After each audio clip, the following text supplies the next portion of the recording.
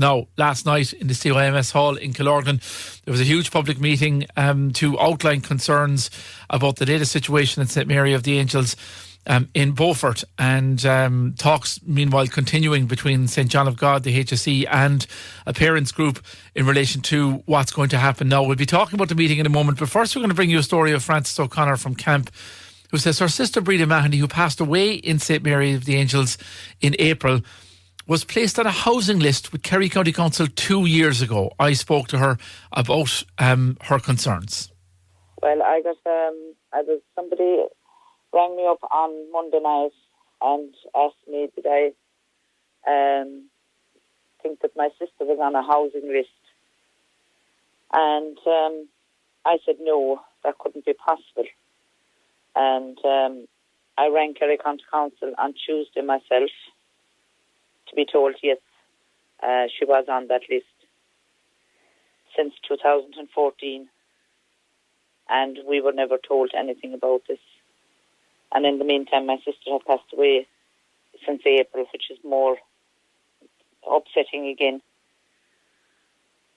So her name is still on the list even though she's passed away since April? Yes.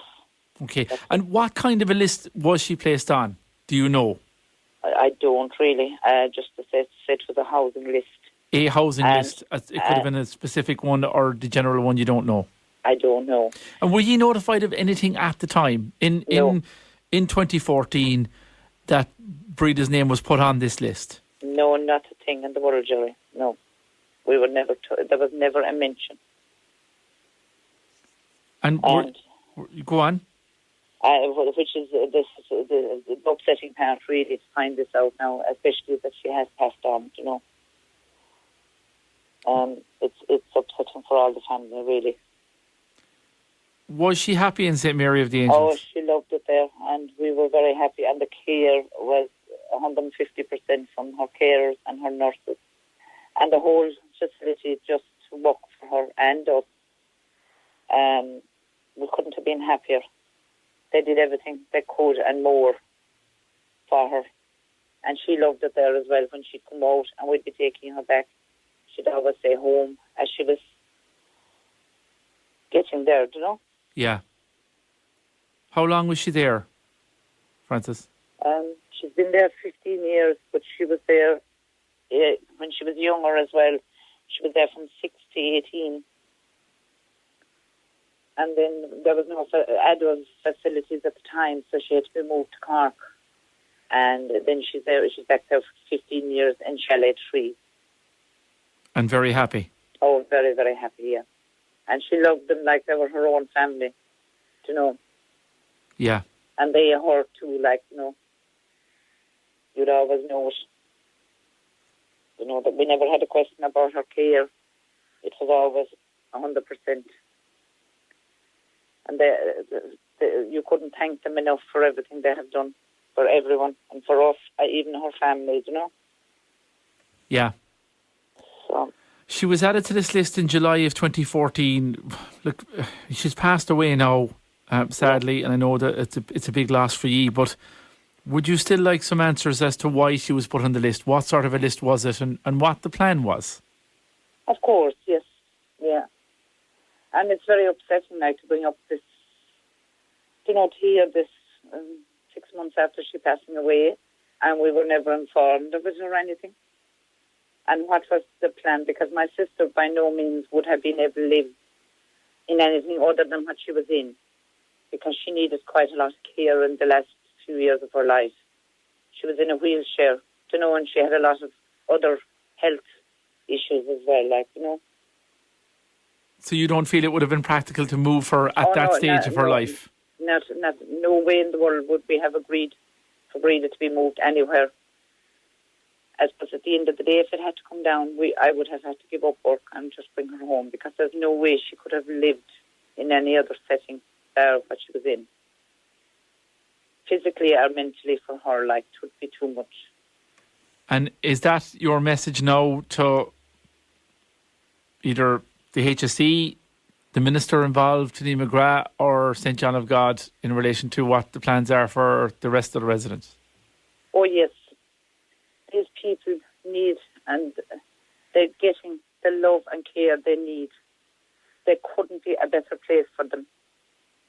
And please, leave them live their lives happily like they are living, And why change something that is already working? And that, why close a place that's already wonderful? There's plenty of scope there to build on. There's plenty of everything there. If they want to update things, they can do it from there. Yeah. And if in the meantime, on a practical level alone, whatever type of a list this is, in relation to it, under the National Policy of Decongregation, there's a capital acquisition scheme and capital assistance scheme whereby housing would be sought through local authorities and funded nationally. That's the plan. But whatever the plan is, and whatever the list is, I suppose, she has passed away, so you'd like her name to be removed from it. So someone else, if they are in a different situation, wouldn't be losing out on the place. Oh, yes, of course, yes. Yes.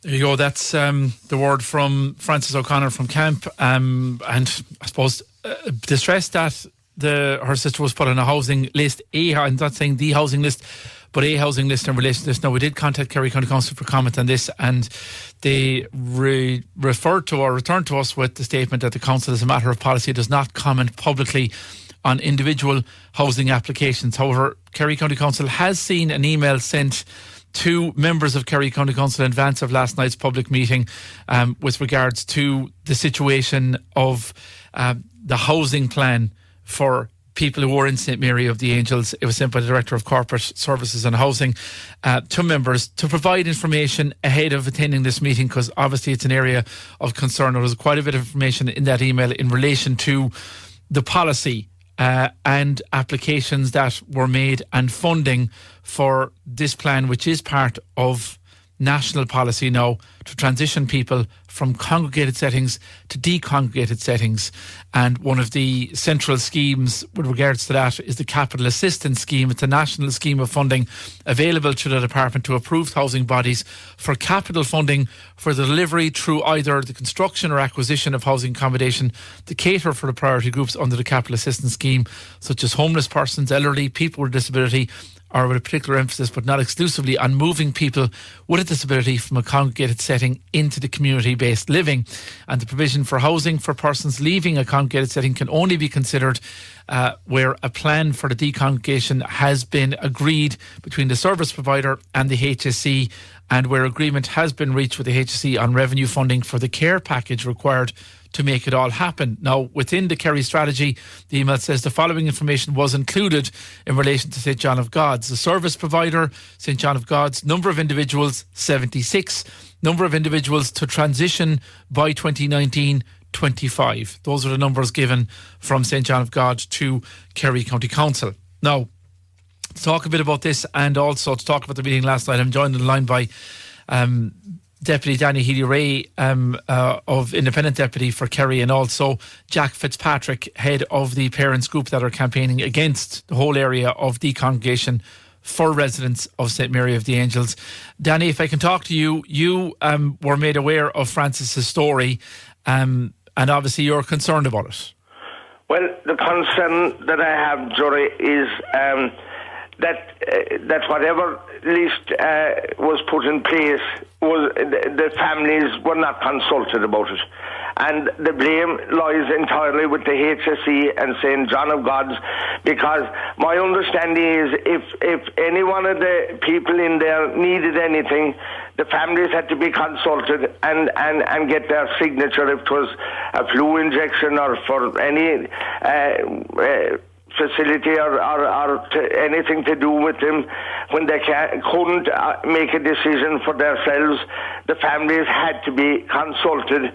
And in this case, they weren't. Going back, it seems now over 2 years ago, and people became aware of the fact that there had been some interaction with Kerry County Council about 3 weeks ago, and the HSE and St John of God's said last Monday at the meeting, said of course they're on the housing list, and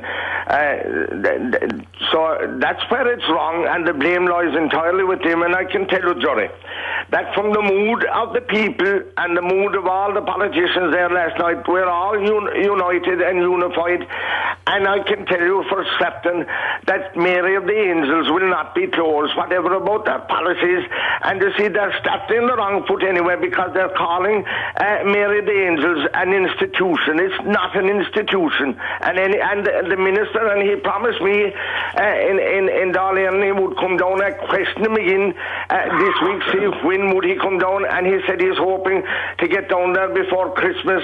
Well, I'm calling on him again to come down sooner than that, because the people, I never see a community or people in a room more exercised about what's going on at the present time. People said that they'd walk to Dublin barefoot to appeal to government and to the minister to stop this, because one size doesn't fit all. And since John of God took over Mary of the Angels, there's been 3 massive confrontations, and you surely remember them, when they reduced the services in St. Francis' School.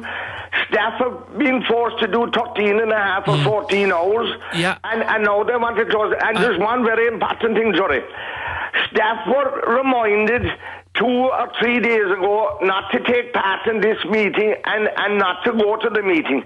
In that Black Russia, or before the Berlin Wall was broken down, people were allowed to go where they wanted to go after work, and they were not told. And it's very unfortunate that this is what John of God... Well, can you understand from the point of view, Danny, can you understand from the point of view of the best will in the world, John of Gods aren't here on the programme this morning to talk about this, but... There's no one stopping me there. No, I understand. Can you understand from the point of view that it's a very tense situation? You said yourself there was a lot of anger in the room last night. St. John of God's came on this programme last week and admitted they had made mistakes. They had miscommunicated, and their communications policy was in a mess, and they apologised for same, and they committed to work with parents. And maybe having staff at the meeting in terms of objectivity wouldn't have been the healthiest thing. That things need to calm down, maybe. You shouldn't ever try to stop where an employee goes after work, and that was wrong, and I make no apologies to no one for saying that they shouldn't have done that, like they shouldn't have put people on a list without asking the families what they should have done. Sure, and look, that as well has as much to do with policy and the national policy and directions from the department. From the point of view of Kerry County Council, they did, and this is from the email that was sent out yesterday, there was an update provided to members at the June 2016 Kerry County Council meeting about national housing strategies for people with a disability, and they were talking about applications for funding. This is the way the programme is going, and this is what happens if somebody comes to us, any service provider in Kerry, across any of the range of service providers for people with disabilities. They apply for funding, and we are legally obliged to oblige them with housing, or come up with a housing solution once the funding is in place from the HSE and once the care package is in place. So from Kerry County Council's view, they made this clear that this was what they were doing in line with national policy. Would you accept that? There is no blame attached to Kerry County Council at all, and no one is saying anything about that.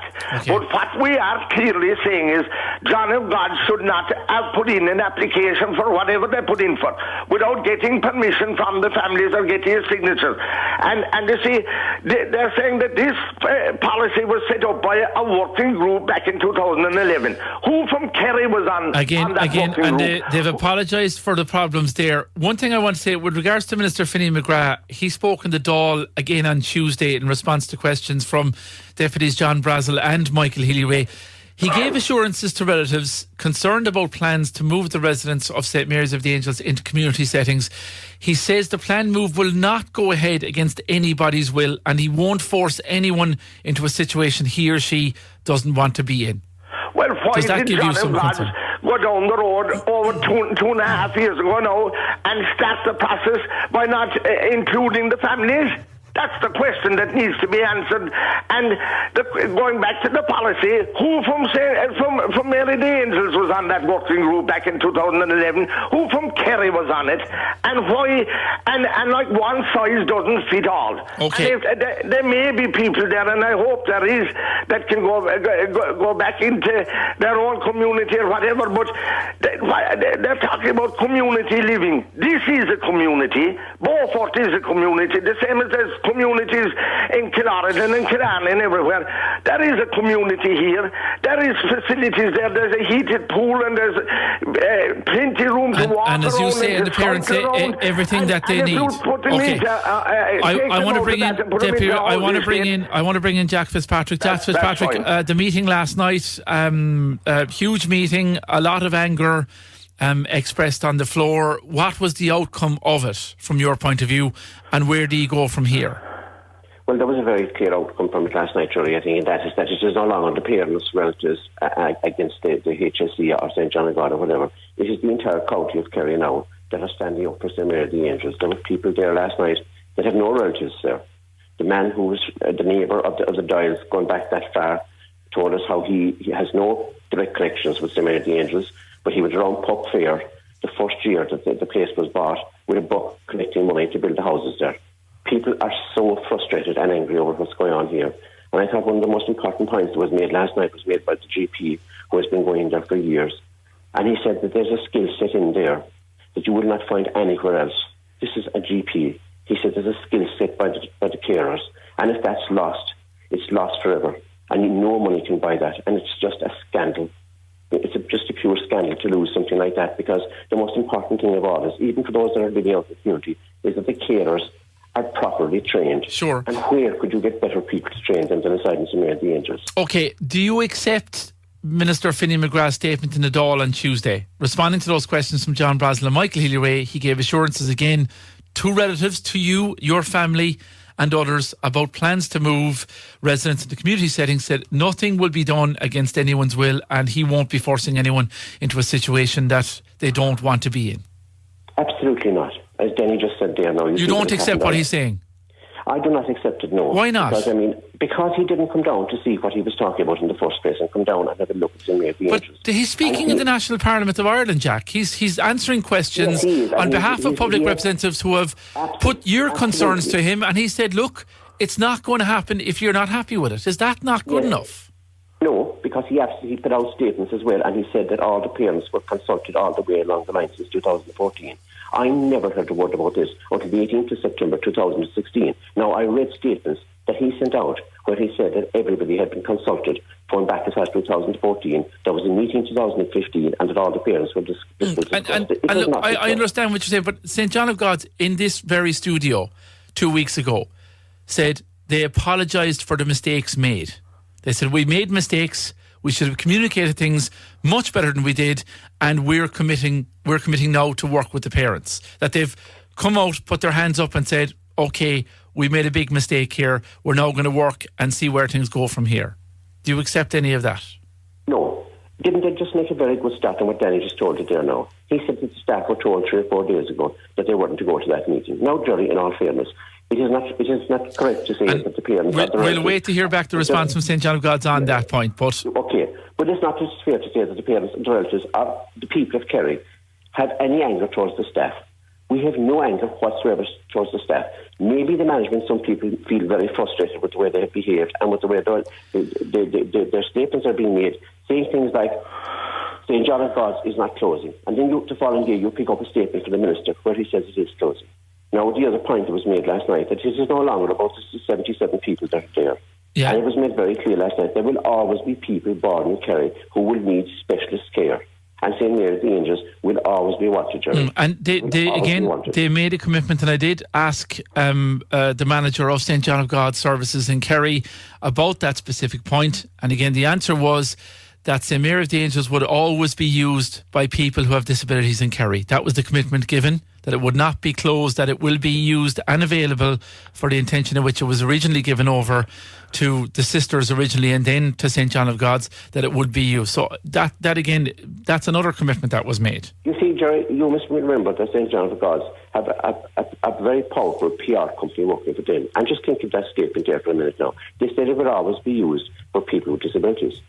But it didn't say what type of disabilities, did it? I mean, there are lots of disabilities, you know. Well, I would be taking it, in fairness to the best one, I can only take someone on their word, Jack, and I would be taking it as along the same lines of the people who are in there now. For maybe not as residential, if that becomes the situation down the line, but certainly for day, maybe for respite, other things like that for people. That's the meaning I took from it. Fine. With the best will in the world and trying to trust everyone at their word. Now, you know, Jerry, now with the last 3 or 4 weeks, right? There's been 3 different bodies sending out statements. There's been St. John of God's and the HSE. And the department. And the department. And if you put those 3 statements down in front of you, any week that they've been coming out, the 3 statements are saying 3 different things. Okay. And this is what's frustrating. All right, well, how do you get past that frustration then? You're in there's a task force now, you're meeting regularly. What's happening and where's it going? Well, last night, as Danny said there, the people said that if we have to, we will walk to Dublin and we'll chain ourselves to the gates of the of Darlaren. We are not. This is not going to go away, Jerry. Okay. And this will be still going on. But is there? What I'm trying to find out is there any progress being made in talks between yourselves, your objections, your issues, the HSE, and St. John of God? The only person who can make a statement that we will take give any consideration to at the moment is the minister, because at the end of the day, he who pays the price. You know what I mean. He is the guy who's paying the bills, and we want to hear it coming from him, because we don't need John of God at this stage. It doesn't matter what they say, really, Jerry. It's meaningless just at this stage, because trust is completely gone between us and St. John of God at the moment. Completely gone. Because we see the statements are just written in ways like to just give the wrong impression completely, but they're not really, they're meaningless, really, just. Okay, Danny Healy, final word to you on it. You want Finney McGrath to come down tomorrow, if he could? Yes, and there's no place in the country or beyond the country more important for him to be only in Mary of the Angels as soon as possible, and to see it in full context. And yes, maybe it can be improved on by building more bungalows or chalets in the massive grounds there to accommodate more people. And like Mr. Fitzpatrick said there, that will accommodate people coming on, because the world isn't perfect, Jory, and it hasn't been perfect, and people will keep presenting needing a facility like this. And just to go back to what very briefly, we're short on time. Very briefly, we were at a meeting on Monday, and they say, John of God, the person from them, said that it wouldn't close. And then the other person from the HSE said, yes, most definitely it will close. So it needs to be clarified what is going to happen, and we will settle for nothing less than it being left open, being improved on. Because if they have money to spend, it can be improved. But there is massive services there. And if you take people out of here, will they have 24-hour medical care? Will they have all the things in the all the facilities that are there in the new settings? They will not. Okay, we'll have to wait and see. And there is another argument, and we'll hear more, no doubt about it, on the programme and elsewhere, about the clinical reasons behind all this from a care of disability people point of view. But we're going to leave it there for the moment. Deputy Danny Healy-Rae and also Jack Fitzpatrick.